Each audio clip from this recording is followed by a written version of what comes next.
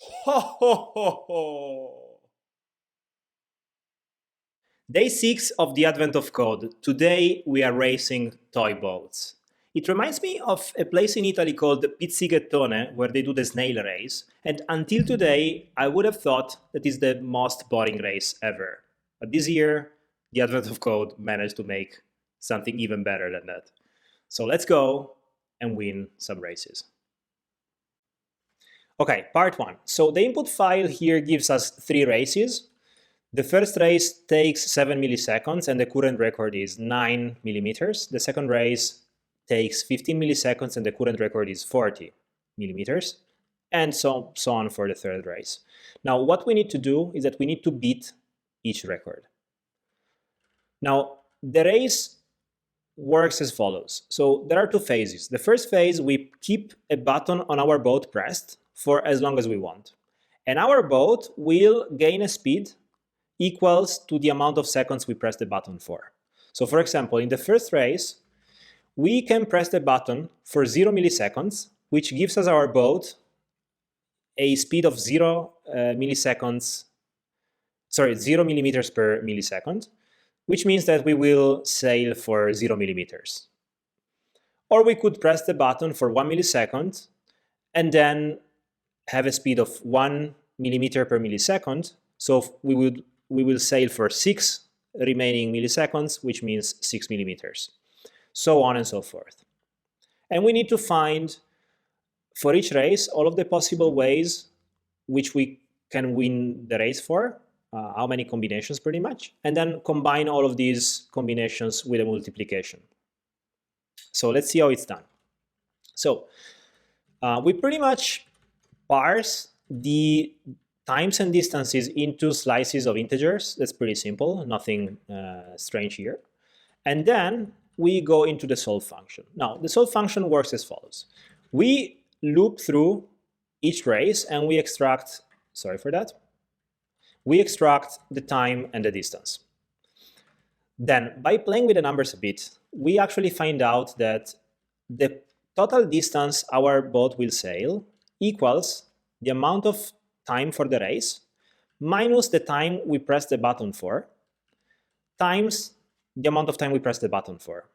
Now, if we want to feel more like mathematicians, we can change those variables into 1-character variables, right? Feels cooler. And we get into this function.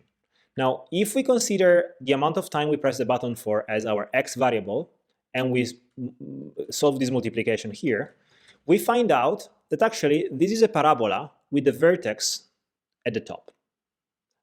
Now, the interesting thing is that if we use a derivative here, the first derivative, and we find where it's equals 0, we can find the coordinate of x, which is the amount of time we press the button for, where it's at the peak, which means we find a place where we sail the most distance, depending on how long we press the button for. Now, since the first derivative is this one, to see where the x is equals 0, we actually solve it this way.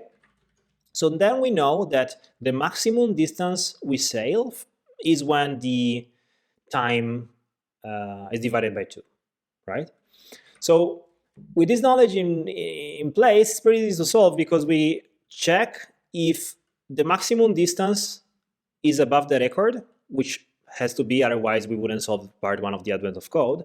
And then we can check if we press 1 second more or 1 second less, if we still beat the record. And then 2 seconds more, 2 seconds less, so on and so forth. And this is exactly what we do. We first check we beat the record when we are pressing the button for the amount of time that gives us the best. And we say that we found a way. And then with this loop, we say, okay, what if I press it 1 second more, millisecond more?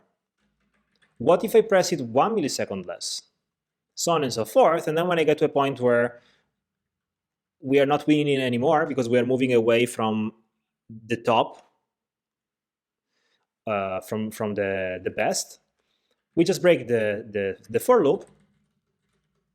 And since we have been combining our ways and return them, we have part 1 solved. Okay, part 2. So part 2, Not so more difficult than before, because the idea here is that our input is kind of screwed up, and actually what we need to consider is one race, sorry for that, one race where we have this time and that distance.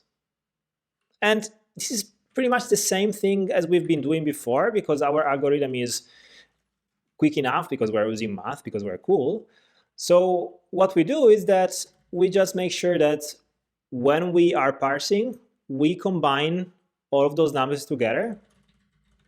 And then instead of parsing them one by one, we parse the combined string together.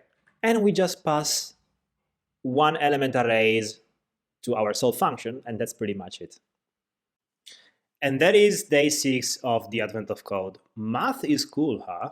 Well, let me know what we would have done differently in the comments, and I'll see you in the next one.